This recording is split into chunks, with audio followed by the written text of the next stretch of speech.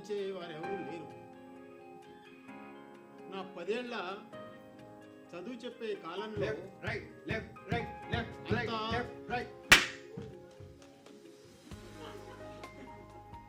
నా 10 ఏళ్ల చదువు చెప్పే కాలంలో అంత సమస్యాత్మక విద్యార్థిని నేను ఎప్పుడూ చూడలేదు. ఉపాధ్యాయులను ఎగతాళి చేయడం, మంచి విద్యార్థులను పీడించడం అతని నిత్యకృత్యంగా ఉండేది. తర్వాత అతని కుయుక్తులకు పన్నాలకైతే అంతే లేదు. అతను సామూహికంగా అరాచకాలకు పాల్పడేవాడు. తాజెడ్డ కోతి వనమెల్ల తెరిచే అన్నట్టు అతను ఒక సొంత బృందాన్ని ఏర్పరచుకొని పాఠశాలలో ఒక భయానకమైన వాతావరణం సృష్టించాడు. అతని బృందం అంటే అందరికీ వణుకు పుట్టుకొచ్చేది. ఓసారి పాఠశాల తనిఖీ ఇన్స్పెక్టర్ రావాల్సి ఉంది. ఆ విషయంలో సూచనలు ఇవ్వడానికి ప్రధానోపాధ్యాయులు గారు విద్యార్థులందరినీ అరగంట ముందు వచ్చి కూర్చోమన్నారు. మర్నాడు 9:30 అయింది, 10 అయింది. అయినా పాఠశాలలో ఒక్క విద్యార్థి లేడు. తనిఖీ ఇన్స్పెక్టర్ గారేమో వచ్చి కూర్చున్నారు. 11 గంటలకి పంజరం నుంచి బయటపడ్డ పక్షుల్లాగా బిలబిలమంటూ విద్యార్థులు పాఠశాలకు వచ్చారు. అది గమనించి తనిఖీ ఇన్స్పెక్టర్ అయితే క్రమశిక్షణ చండాలంగా ఉంది అని రిమార్క్ చేసి వెళ్ళిపోయారు. దానికి ప్రధానోపాధ్యాయులు గారికి తల కొట్టేసినట్టయింది. మిగతా ఉపాధ్యాయులు కూడా చాలా అవమానంగా భావించారు. అదంతా చేసింది సూర్యప్రకాశే అని అందరికీ తెలుసు. కానీ ఎంత అడిగినా ఒక్కరు కూడా నోరు విప్పలేదు, అతని పేరు చెప్పలేదు. నా నిర్వహణ సామర్థ్యంపై నాకు అపారమైన నమ్మకం, గర్వం. మా ట్రైనింగ్ కాలేజీలో ఆ విషయంలో నాకెంతో పేరుండేది. కానీ ఈ దయ్యాన్ని ఎలా దారిలోకి తీసుకురావడం అని నాకు తోచకుండా ఉంది. మా ఉపాధ్యాయులమంతా ఎన్నో సమాలోచనలు జరిపాము, కానీ పరిష్కారం దొరకలేదు. ఓసారి అతన్ని స్కూల్ నుంచి బర్తరఫ్ చేద్దామని కూడా అనుకున్నాం. కానీ అలా చేస్తే మా పరాభవం అంగీకరించినట్టు అవుతుందని అది పక్కన పెట్టేశాం. దాదాపు 20-22 మంది అనుభవజ్ఞులైన శిక్షణ శాస్త్ర అధ్యాపకులు ఒక 12-13 ఏళ్ల దుందుడుకు అబ్బాయిని అదుపు చేయలేకపోయాం. అతన్ని కుయుక్తులకు మా దగ్గర పరిష్కారం లేదు. అతని పన్నాగాలకు ఎక్కువ బలిపశునైంది నేను. ఎందుకంటే అతను నా క్లాస్ విద్యార్థి. అతను ఏ క్షణం ఏం చేస్తాడో అని నాకు చాలా భయంగా ఉండేది. స్కూల్కు వస్తే చాలు ఈరోజు ఏ ఉపద్రవం తీసుకొస్తాడో అని నాకు చాలా ఆందోళనగా ఉండేది. ఓసారి నేను పాఠశాలకు వచ్చి క్లాస్కి వచ్చి నా డ్రావరు తెరవగానే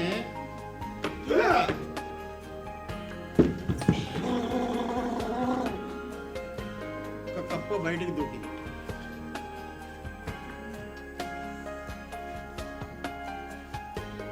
అదంతా చూసి పిల్లలంతా గొల్లున నవ్వసాగారు. నేను నిస్సాయంగా చూస్తూ ఉండిపోయాను.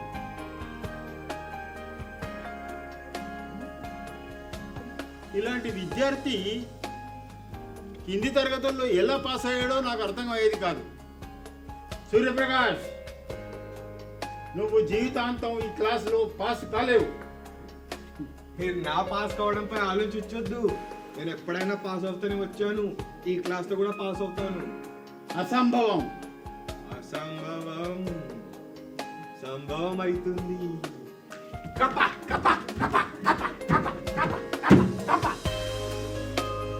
ఏ బుద్ధిహీనుడు అబ్బాయి అయినా తన గెలుపుపై ఇంత నిర్భయంగా చెప్పుకోవడం నాకు చాలా ఆశ్చర్యం వేసింది. అతను పరీక్షా పత్రాలు దొంగిలిస్తాడేమోనని నాకు అనుమానం. కానీ అతని ఆటలు సాగనివ్వను గాక సాగనివ్వను. ఈసారి వార్షిక పరీక్షల్లో నేను చాలా జాగ్రత్తలు తీసుకున్నాను. కానీ అతని ఉత్తరపత్రాలు చూసేసరికి అమ్మోయ్ ఏంటిది, నా 2 విషయాల్లో కూడా అతనికి అందరికంటే ఎక్కువ మార్కులు వచ్చాయి. అది ఎలా సాధ్యం? నా ప్రశ్నలకి అతను జవాబు చెప్పలేడని నాకు గట్టి నమ్మకం. కానీ ప్రశ్నపత్రాలు వేరేగా ఉన్నాయి. నేను ప్రిన్సిపల్ గారిని అడిగాను, సార్ మీరు సూర్యప్రకాష్ ప్రశ్నపత్రాలు చూసారా? అదనయ్యా నాకేమో తోచడం లేదు. ప్రిన్సిపల్ గారే ఇలా అన్నాక మనం ఏం చేసేది? అంతలో అదే సంవత్సరం నాకు బదిలీ వచ్చింది. సూర్యప్రకాష్ పీడ వదిలిందని నేను చాలా ఆనందపడ్డాను. విద్యార్థులంతా నాకు ఘనంగా వీడుకోలు విందు ఏర్పాటు చేశారు. స్టేషన్కి అందరికందరూ వచ్చి కన్నీళ్లతో వీడుకోలు పలికారు. నాకు కూడా కన్నీరు ఆగలేదు. నా దృష్టి సూర్యప్రకాష్పై పడింది. అతను వెనకాల కిందికి మొహం వేసి సిగ్గుతో తల వంచుకున్నాడు. సూర్యప్రకాష్ ఆశ్చర్యపడమా సిగ్గుపడమా నేను చాలా ఆశ్చర్యపోయాను. అతను కూడా భావోద్వేగానికి గురయ్యాడు. ఆ సందర్భంలో అతనికి ఏదైనా ఉపదేశించాలని అనిపించింది. అతను కూడా నాతో ఏదో మాట్లాడాలని అనుకున్నాడు అనిపించింది. కానీ అతను కానీ నేను కానీ ఆ విషయంలో ఏమాత్రం చొరవ తీసుకోలేకపోయాము. అతని సంకోచం క్షమింపదగిందే, కానీ నా అభిజాత్రం మాత్రం క్షమింపరానిది.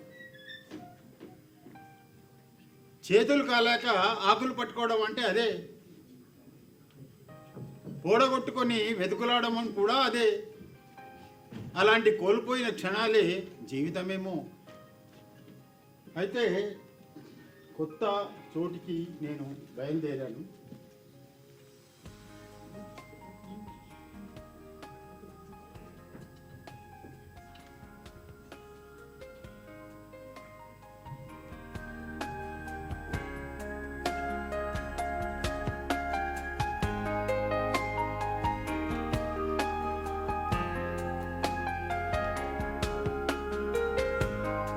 గతం గతః. నాకెవరూ ఉత్తరాలు రాయలేదు, నేను కూడా ఎవరిని సంప్రదించలేదు. ఈ కొత్త చోటులో కొత్త పరిసరాలు నన్ను చాలా ఆకట్టుకున్నాయి. దేవుడు వరమిచ్చినట్టు నాకు ఇంగ్లాండ్కి విద్యాభ్యాసానికి పోయే అవకాశం లభించింది. నేను ఆనందంగా వెళ్ళిపోయి 3 సంవత్సరాలు కొన్ని కొత్త డిగ్రీలు, కొంత జ్ఞాన సముపార్జన చేశాను. తిరిగి వచ్చిన తర్వాత నా కొరకు ఒక కాలేజ్ ప్రిన్సిపల్ ఉద్యోగం సిద్ధంగా ఉంది. నా రొట్టె వీరికి నేతిలో పడింది అనుకున్నాను, కానీ తర్వాత తెలిసింది పెనంలో నుంచి పొయ్యిలో పడ్డానని. ఎందుకంటే విద్యాశాఖ మంత్రి గారు నన్ను తన అధీనంలోకి తీసుకున్నారు. నాపై చాలా దయ చూపారు, కానీ వారికి విద్యా వ్యవస్థపై ఏమాత్రం అవగాహన లేదు. అంటే పేరు ఒకరిది ఊరొకరిది అన్నమాట. అయితే అతనేమో విద్యా వ్యవస్థపై సారీ చేస్తే పగ్గాలు మాత్రం నా చేతికి ఇచ్చాడు. కాలేజీ మొత్తం నేనే నిర్వహించాను. ప్రతిఫలంగా అతని ప్రత్యర్థులు నాపై కక్ష కట్టారు. నేను తాటి చెట్టు కింద కూర్చొని పాలు తాగినా కళ్ళు తాగాడని అనుకున్నారు. నాపై ఎన్నో నేరాలు మోపారు. అంతలో నా భార్య పరమపదించింది. నా వెన్నెముక విరిగినట్టయింది. నేను విరక్తి చెంది రాజీనామా చేసి ఒక మారుమూల పల్లెలో చిన్న బడి తెరిచాను. ఓ చెట్టు కింద పిల్లలకు పాఠాలు చెప్పడం మొదలుపెట్టాను. కానీ ఆ చిన్న బడి పేరు ఎంతగాంచిందంటే చుట్టుపక్కల ఉన్న ఊర్లే ఉన్న పిల్లలందరూ నా దగ్గరికి చదువుకోవడానికి రావడం మొదలుపెట్టారు. వారికి చిమ్మ చీకట్లో ఒక వెలుగు కనిపించినట్టు అయింది. ఓసారి నేను పాఠాలు చెప్తున్నాను. అరటి, ఆవు, ఈ ఇల్లు, ఈగా. ఇంతలో ఒక కారు వచ్చి ఆగింది. దాంట్లో నుంచి జిల్లా డిప్యూటీ కమిషనర్ గారు దిగారు.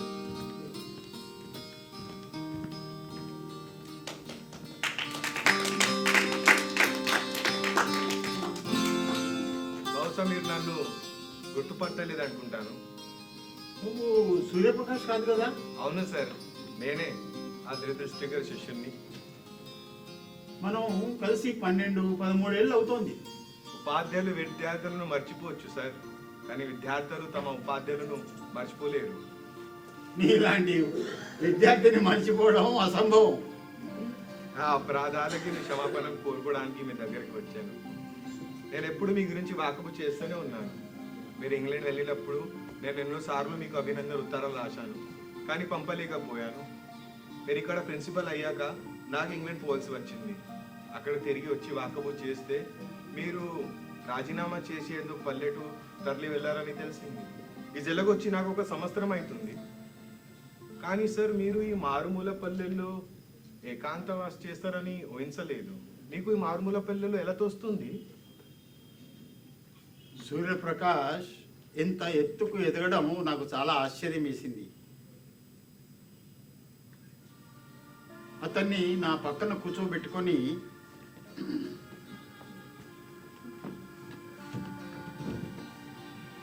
నా చరిత్ర చెప్పసాగాయి.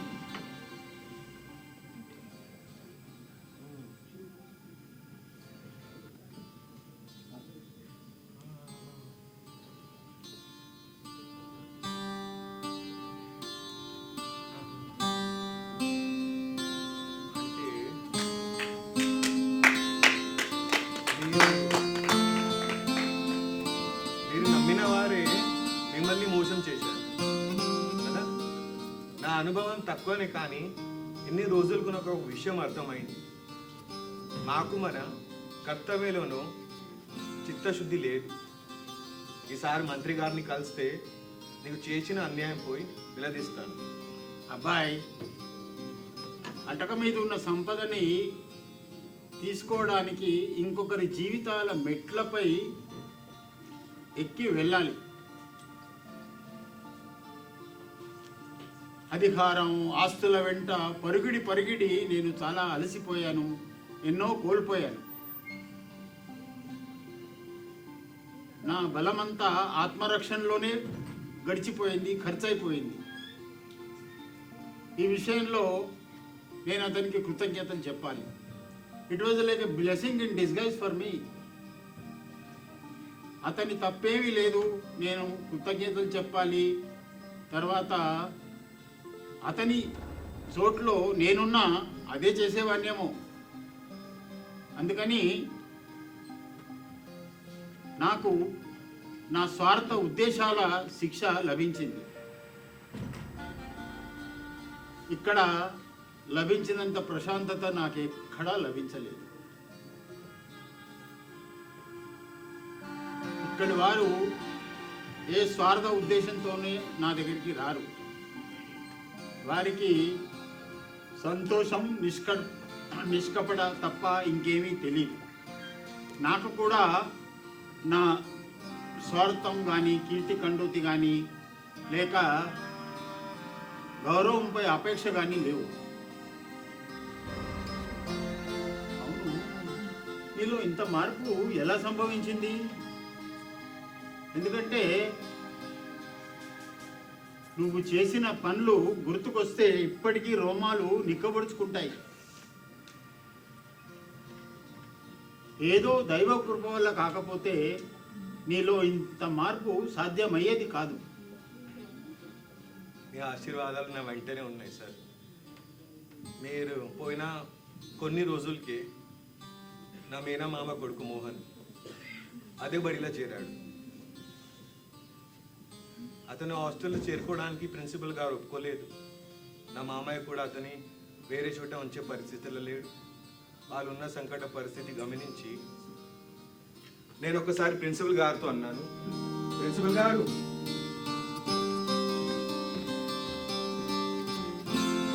సార్ మోహన్ని నా గుడిలో ఉండనివ్వండి. అది నియమాలకు విరుద్ధం.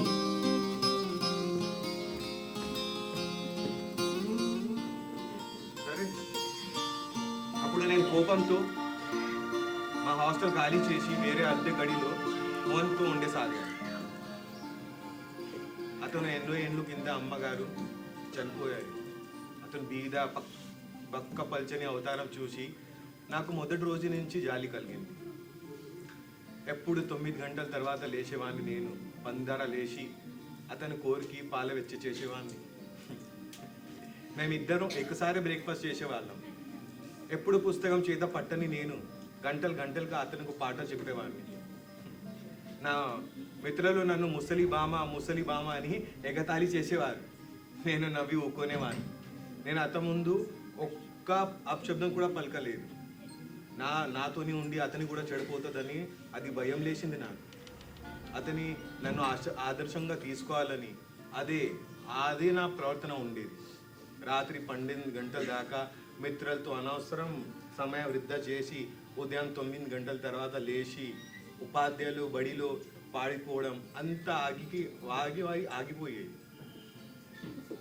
దేవిని ఎప్పుడు ఎగతాళి చేసేవాడిని నేను.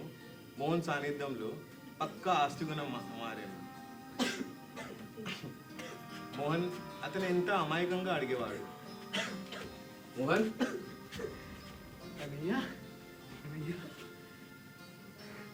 దేవుడు అన్ని చోట్ల ఉన్నాడంటారు కదా. అవును మోహన్, నాలో కూడా ఉండొచ్చా? అవును మోహన్, దేవుడు నీలో నాలో మన అందరిలో ఉండి మనల్ని రక్షిస్తాడు. అన్నయ్య,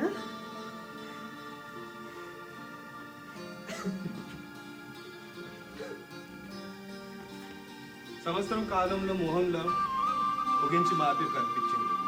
ఒకరోజు మామయ్య గారు వచ్చింది. మోహన్లో కనిపించిన మార్పుని గమనించి చెప్పారు,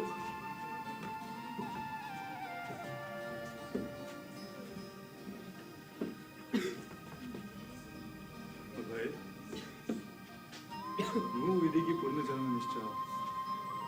విని తాయి విడిపాయి నిరాశ చెంది నీరు లోదులు కొన్నాళ్ళు ఈ ఘనకార్యం చేసి నందు భూమి వీధి అమ్మ స్వర్గం.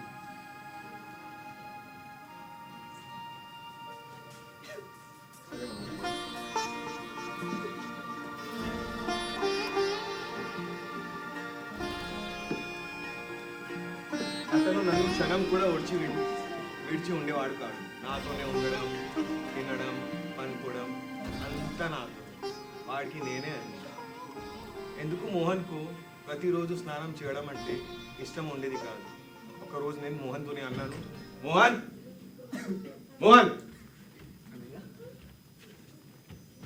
నువ్వు ప్రతిరోజు స్నానం చేయకపోతే నేను నీతోనూ మాట్లాడాను.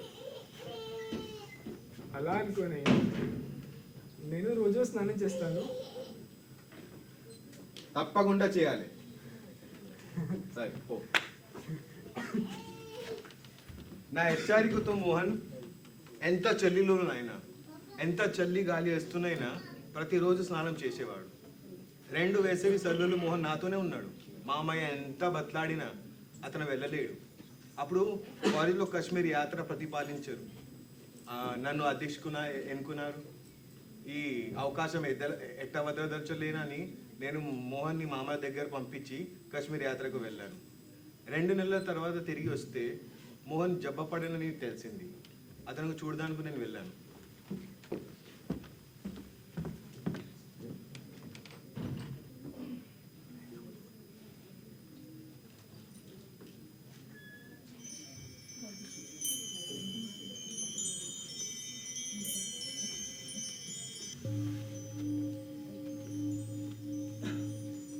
మోహన్ మోహన్ మోహన్ ఏంది మోహన్?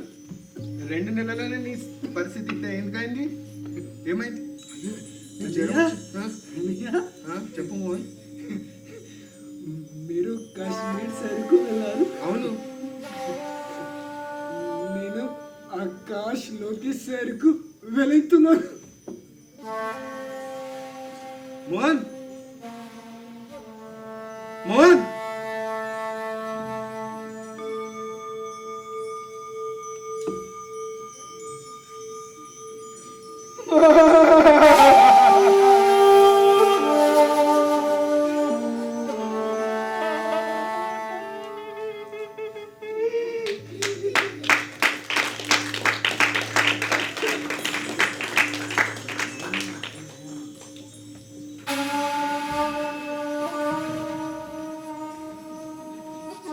నేను కాశ్మీర్ వెళ్ళిన తర్వాత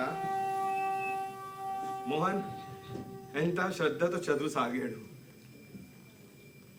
సంవత్సరం చదువు అంతా 2 నెలలనే పూర్తి చేసి నేను వచ్చిన తర్వాత నాతోని ప్రశంసలు అందుకోవాలని ఆలోచించాడు.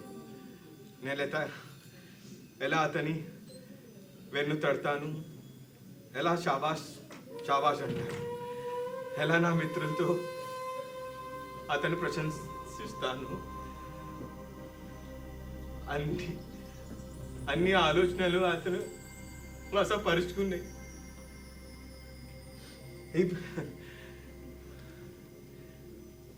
ఈ ప్రేరణనే నన్ను కఠిన పరిస్థితిలో గట్టెక్కించింది. లేకపోతే నేను ఎప్పుడు మీ చీదరుంచుకునే విద్యార్థిగా ఎందుకు పనికి లేకపోయి ఉండేవాడిని.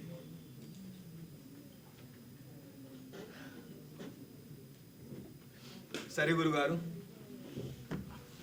మీ ఆరోగ్యం జాగ్రత్త.